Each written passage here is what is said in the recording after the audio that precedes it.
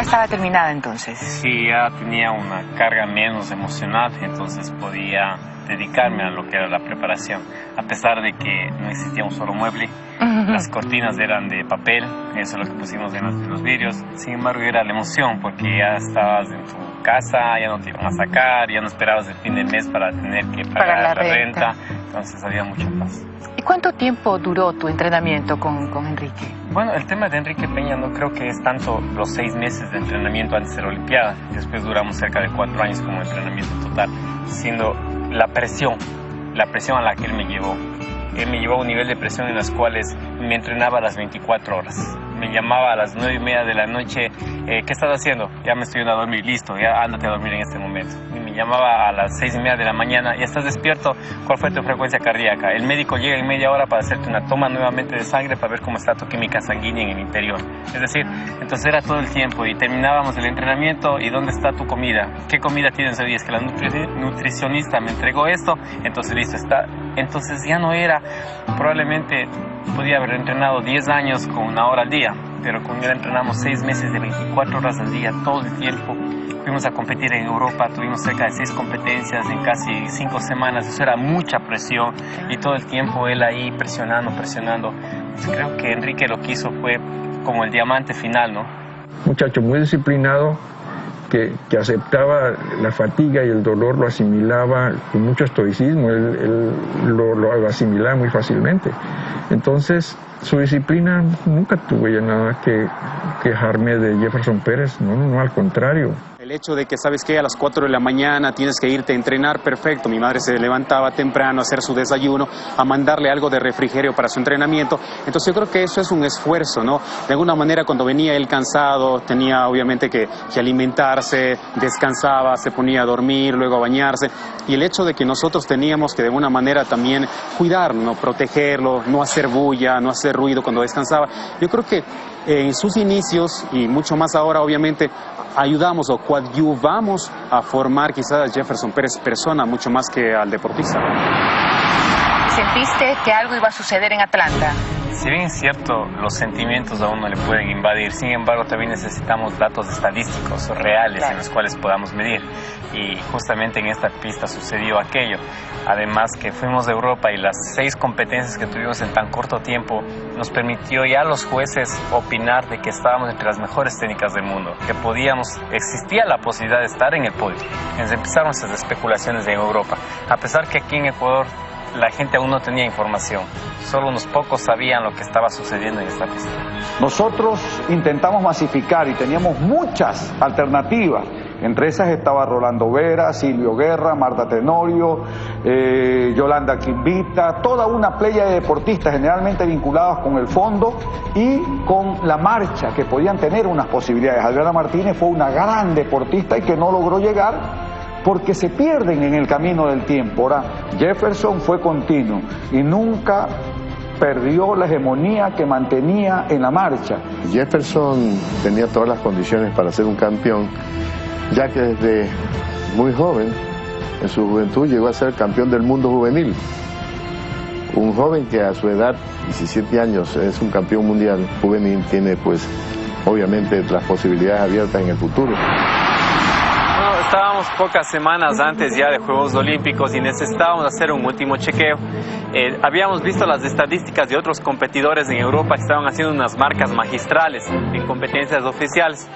Nosotros teníamos que hacer un 10 kilómetros o 10.000 metros en la pista del Estadio Modelo. En esa época el Estadio Modelo era la pista de tierra. Entonces fuimos a la pista a hacerlo muy temprano y al final cuando terminamos los 10 kilómetros de hacer las pruebas nos hicieron unas muestras de sangre. Terminando las muestras de sangre, el médico le dijo al entrenador: creo que los equipos fallaron. Pero ¿cómo que los equipos van a fallar? Vamos a hacer otras muestras. Nuevamente me tomaron nuevas muestras de sangre y por segunda ocasión el médico dijo: si es que los equipos están bien y los tiempos están bien, acabamos de romper un récord del mundo. Pero eso lo sabíamos Jefferson Pérez, el médico, que en paz descanse, el doctor Freddy Vivar, y yo, solamente los 3 lo sabíamos. Jefferson va a ganar. No lo sabía ningún dirigente de Ecuador, ninguna persona, solamente los 3. Efectivamente, mientras todos los competidores en Europa estaban en competencias oficiales, y sabíamos toda la información de ellos. Nuestras marcas no lo sabía nadie más que 3 personas. Y por esa razón fue que muy pocas personas conocían las verdaderas posibilidades de que podamos subirnos al podio. No solo por el aspecto fisiológico, sino también por el mental y por el espiritual. Estábamos alineados. Él sabía que caminaba ese kilómetro en 3:20 y de eso no lo alcanzaba nadie. Porque era el único atleta en el mundo hasta ahora que en laboratorio ha sido capaz de caminar 18 kilómetros por hora, que equivale a 3 minutos 20 segundos el kilómetro. Eso no lo ha hecho nadie. Es humanamente una hazaña que solo Jeffrey puede hacer. Un día antes de proyectar romper el récord del mundo en Guayaquil, una amiga me informaba que Fico había fallecido. Jefferson, ¿quién es Fico? Fico es un amigo adolescente y un día recibí una llamada que me decían que Fico había fallecido. En el Campo Santo veíamos cómo el féretro de Fico ingresaba al último lugar donde estaría. Estábamos todos en fila dándoles el sentido pésame particularmente a su padre.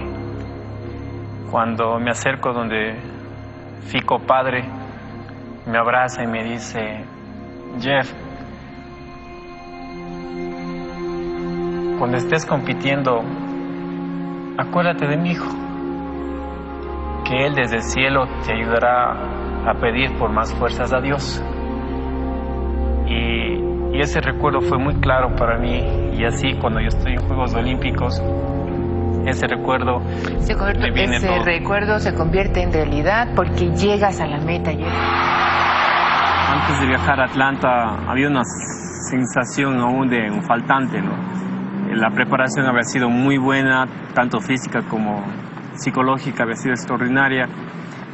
Sin embargo, recuerdo que ya estábamos en la casa, teníamos ya la casa terminada y lógicamente no teníamos ni un solo mueble. Son pisos de madera de Guayacán, que gracias a los amigos que nos dieron directamente la madera podíamos tener ese tipo de pisos. Y era un piso precioso, pero no había un solo mueble. Solo un televisor grande en los cuales podía ver yo las cortinas. No eran cortinas de tela, habíamos puesto pedazos de papel en las ventanas. Entonces tenías todo un área social y con solo un televisor.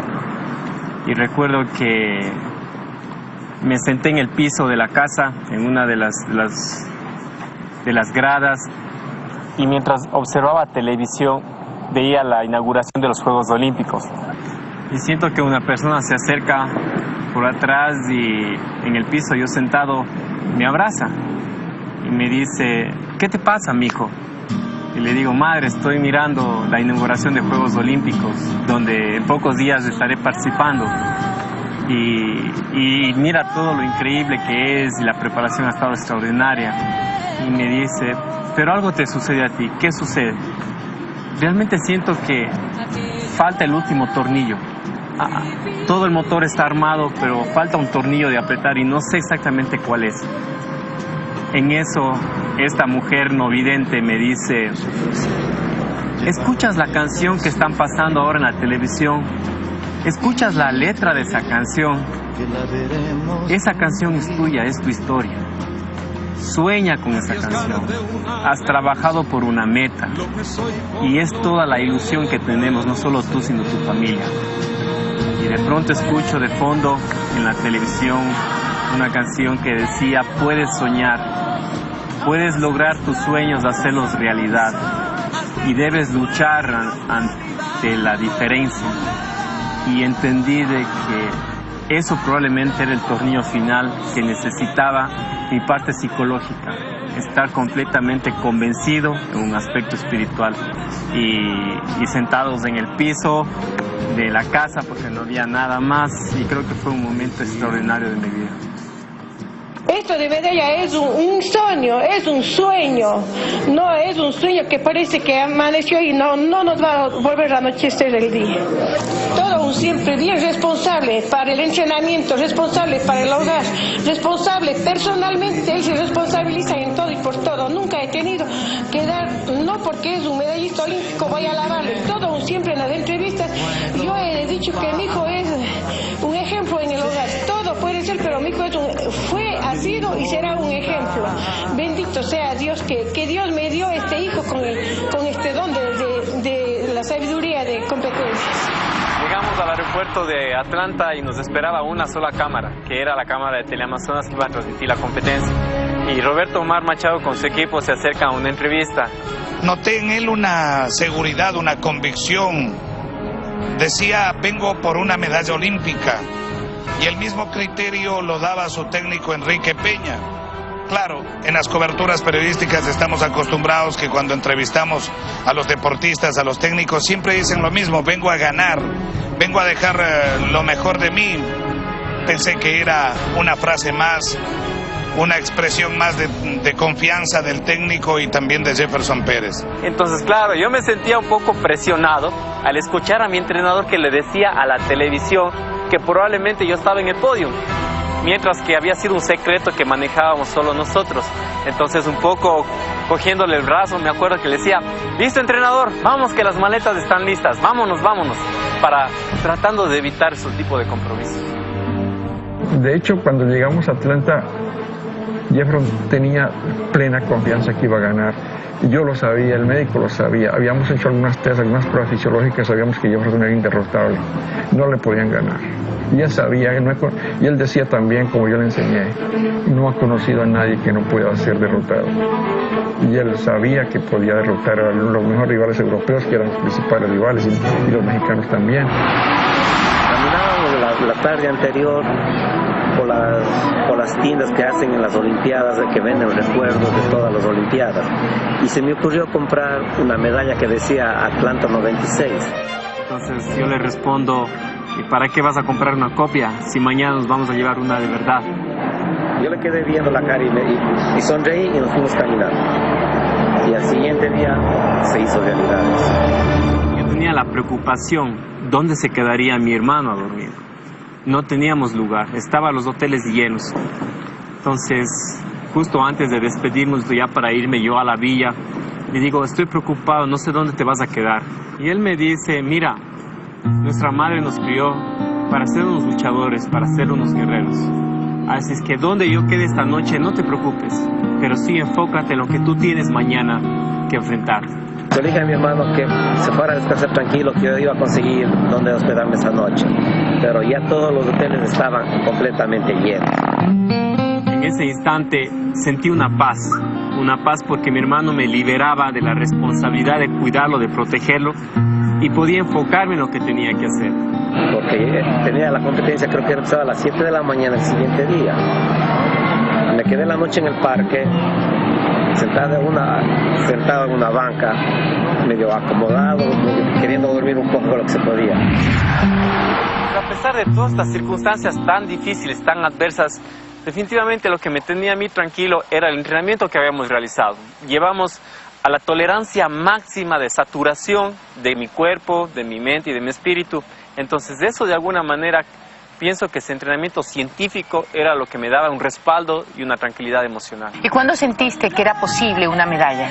El día anterior había ido a chequear el recorrido final y había dicho o mencionado a mi entrenador, había un puente que teníamos que pasar por la parte baja del puente.